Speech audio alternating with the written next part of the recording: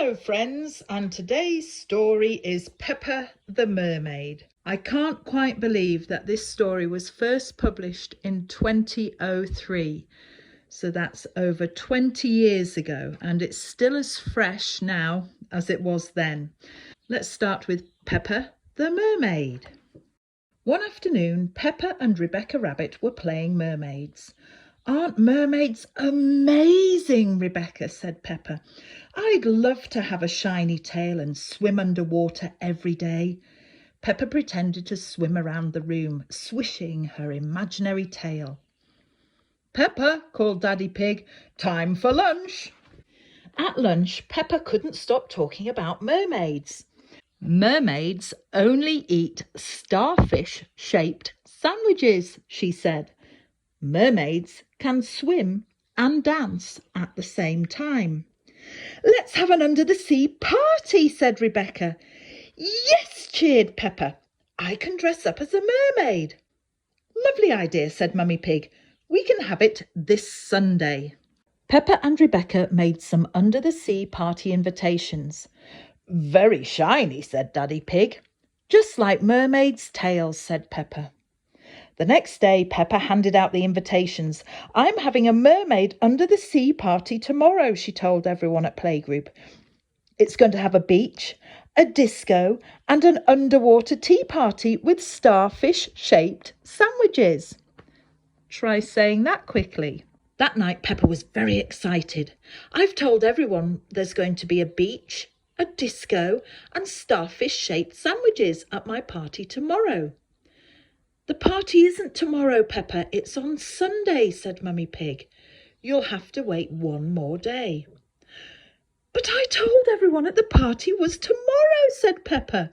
She pulled out an invitation from under her pillow. "Oh no," said Mummy Pig, looking at the invitation. "We forgot to put the date on the invitations." "Well, we'll just have to do what we can for tomorrow then," said Daddy Pig, smiling. "Don't worry, Peppa," said Mummy Pig. "We'll sort something out. Now get some sleep and we'll see you in the morning." Mummy and Daddy Pig raced downstairs to do some research on the family computer.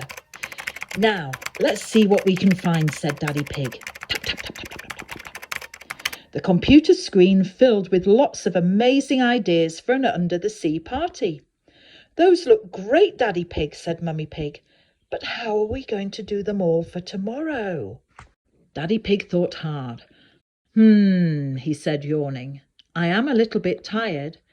Maybe we should get some help." "Yes," agreed Mummy Pig. "What about that big red button?" Oh, wow, my computer doesn't have a big red button, does yours?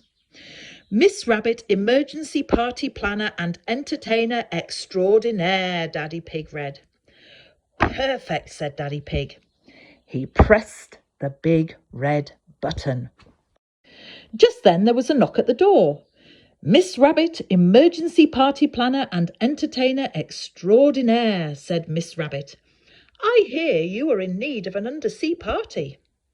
"Yes," said Daddy Pig, telling Miss Rabbit their ideas. "For tomorrow." "No problem," said Miss Rabbit. "You go to bed. I've got this." In the morning, Peppa and her family woke up and walked downstairs. When they reached the living room, they were amazed. Their house had been transformed into an underwater wonderland. "Look, George, there's a beach," gasped Peppa, "and waves." "Wow," said Daddy Pig, "the living room just looks like the Great Barrier Reef from our trip to Australia." Peppa found some costumes hanging up. "Oh," she squealed in delight, "this mermaid costume has the shiniest tail I have ever seen."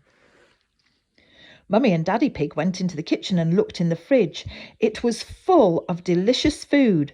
"Miss Rabbit is amazing," said Daddy Pig. "She really is," agreed Mummy Pig. That afternoon, Peppa and George's friends arrived. They were all dressed in their underwater costumes. "Hello," said Peppa, swimming up to greet them. "I'm Peppa the Mermaid, and this is George the Crab. Welcome to our under-the-sea home." "Wow!" everyone gasped. After everyone had arrived, Miss Rabbit swam into the room. "Hello, sea creatures," she began. It's time for your underwater adventure. Hooray! Cheered Peppa and her friends.